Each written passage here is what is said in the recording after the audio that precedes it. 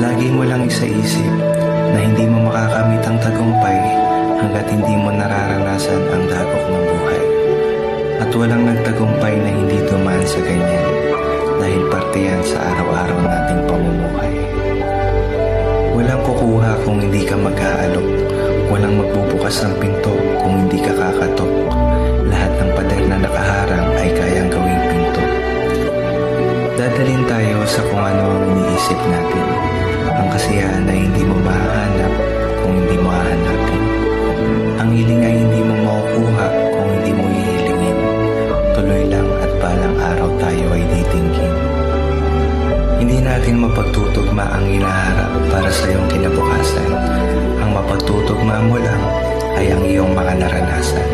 Gawin mo itong pundasyon para manatiling matatag papunta sa magandang kapalaran. Hindi mahalaga kung ilang beses tayong patumbahin ng buhay. Ang mahalaga ay kung ilang beses kang bumangon para makamit ang tagumpay. Huwag kang susuko